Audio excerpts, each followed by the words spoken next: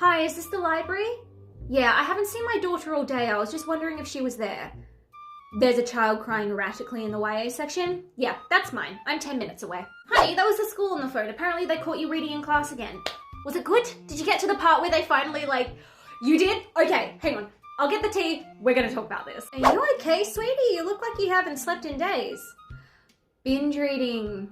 I'll get the coffee. And I just don't know how to break it to her. What can I say? She's not dauntless. If anything, she's Amity. It's so obvious. Okay, sweetie, so I was thinking for your birthday, we could do a book movie marathon where we read a book, watch the movie adaptation, and then make snide comments about how the book was better. Whoa, babe, don't go into the backyard. Nah, she's reliving her Hunger Games phase and I was stupid enough to give her a bow and arrow. So, steer clear. Let's go, lesbians, let's go! Here we go, lesbians. Here we go, lesbians. Come on. Oh my God, lesbians. Lesbians, move out of my way. Oh, here we go. Rounding the corner with a bunch of lesbians. Here we are, Manhattan. Can you handle it? Is it today? Are you okay? Are you losing it? Maybe. There's a chapter in the fourth or fifth book in A Court of Thorns and Roses where there is, I kid you not, a chapter-long blowjob. And I kid you not, it was 30 minutes of the audiobook. And I was just sitting there doing a puzzle during the pandemic being like, is this ever gonna be over? Do you hear the No, you sloppy, don't. That's why it's right. you don't have additional noises, but you do have descriptors and breathy voices. Gotcha. So I read a lot of Tolkien. That man can describe a chair for 15 pages. Mm-hmm. So I feel like that 30-minute blowjob, I'm okay with that. That's fine. It's a skill. Yeah, I have the time. You know exactly.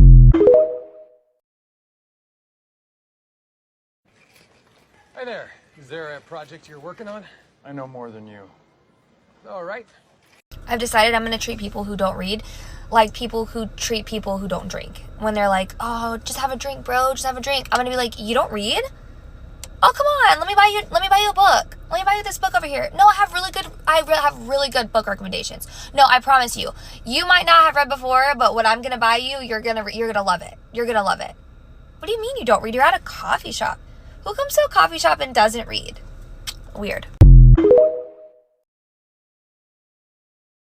2 years ago, I made my sister a bookshelf quilt that was way easier than it looks. It was actually almost entirely a scrap buster quilt. I wanted it to look exactly like her bookshelf at home. And I started by taking all my scraps and cutting them into 1, 1.5, 2, or 2.5 inch wide strips. I then went through and cut them to a random book size length. Then I matched up all of those patterns with books that she actually had or had on her Goodreads. Anything especially important to us as children, I made sure to get the logo correctly, and then I just used my sewing machine to save time on all the other ones. Her bookshelves are white, which means the background is gray, and I cut that gray fabric into the same length of strips and attached it to the end of the books. All of the books plus background strips got trimmed to 9 or 11, the finished size of my shelves. Then they got grouped with others of their height and made into sections on the shelf.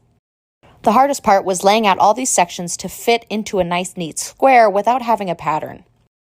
I left blank spaces on purpose so that I could add plans and knickknacks and make sure that everything fit just right. Strips of white fabric ended up being the shelves themselves, and then I backed it with really wide minky and tacked it instead of quilting it. The result was a bookshelf quilt that looked just like her bookshelf at home so that she could move to college without leaving it behind. And it had all the books we enjoyed together as kids. I'd be happy to make another sample for a pillow or something if you'd like to see an in-depth tutorial.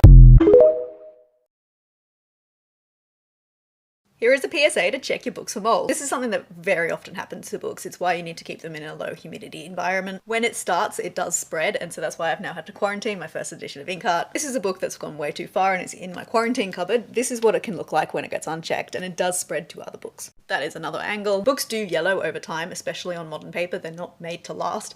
This is what it looks like when it's just a natural aging yellow. It's consistent and it's not blotchy. So what do you do when your books start to spot? I don't fucking know. Everything I know about book collecting I learnt from my dad, and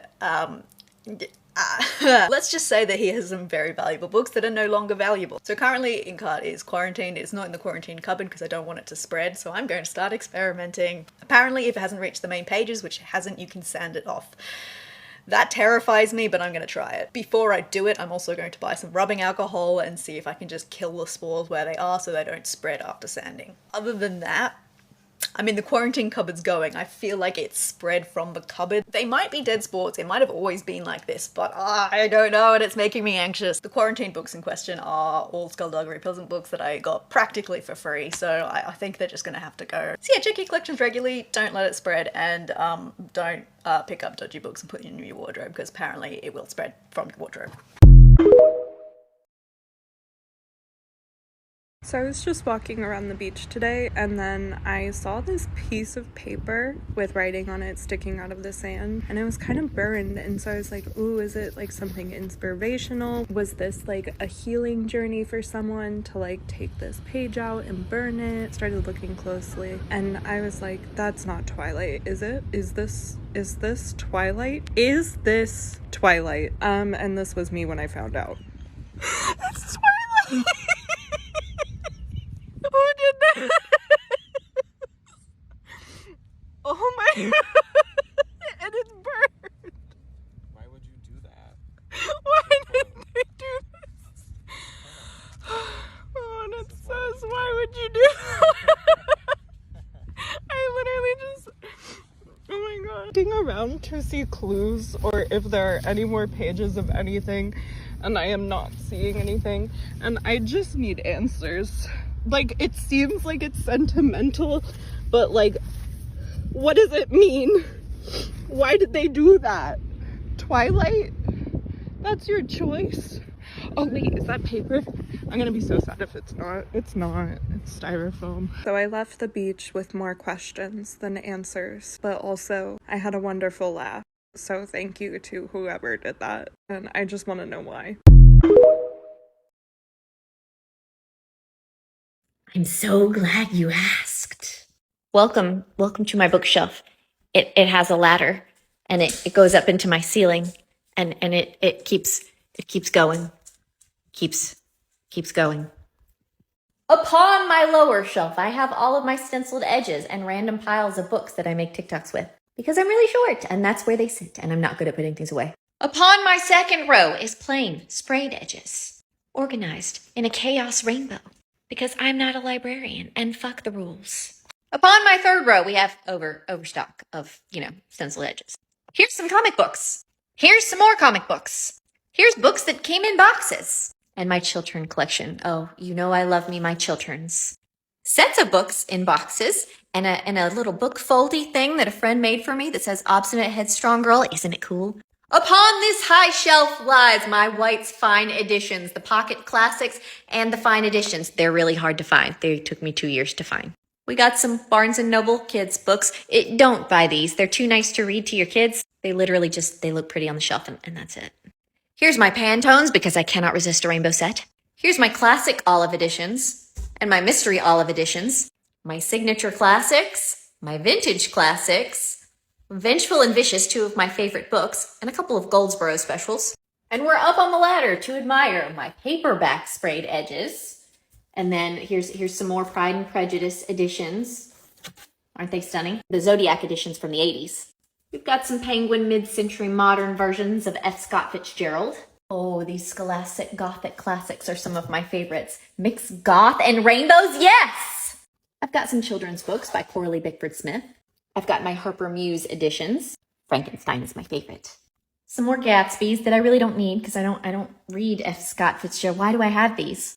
Some plaid vintage classics here. Those are cute. You all know about the Mina Limas. If you don't know about the Mina Limas, I'll do a separate TikTok.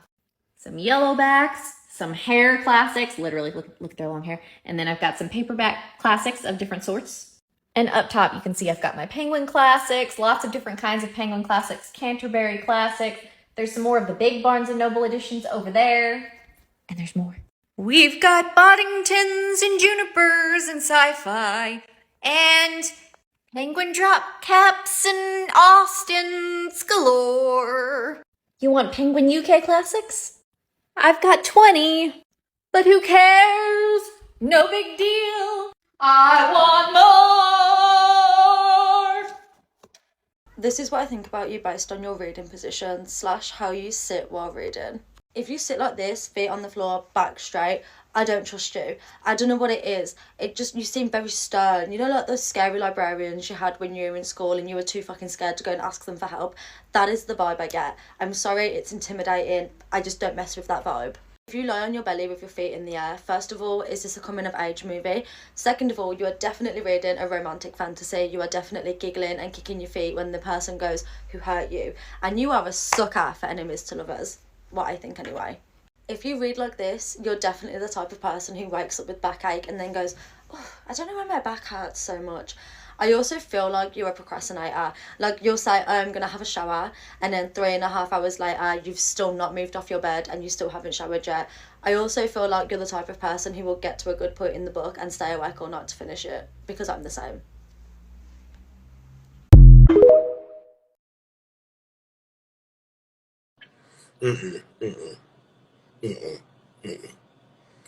No. Here's how I built the library of my childhood dream. It started by taking a trip to IKEA. We loaded up all the Billy bookcases that we could find, and then we were on to assembling them. After assembling them, we had to make sure that the bookcases were really secure, so we had 2x4 studs in between each of the bookcases, then painted trim and molding to add to the bookcases to finish it off. Next, it was time to install the wraparound ladder. I was super excited about this part and had done tons of research to find the exact one that I liked.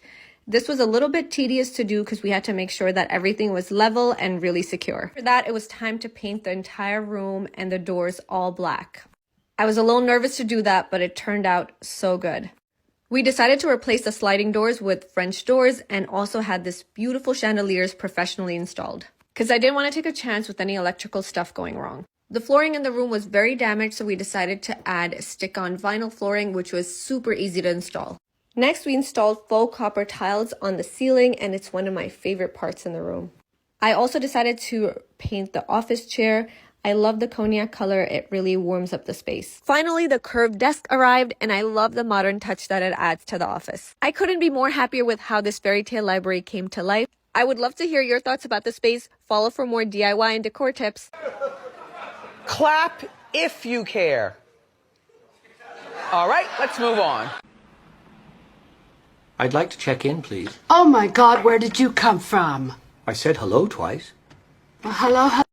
Okay, who looked up bisexual men in leather jackets whimpering on my phone?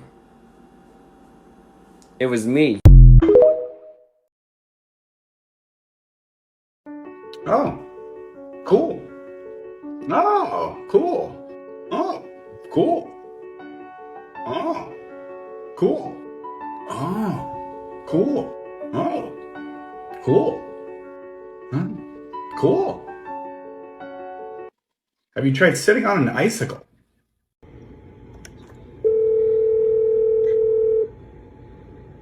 Hello? Dude. What? Bitch, tell me what?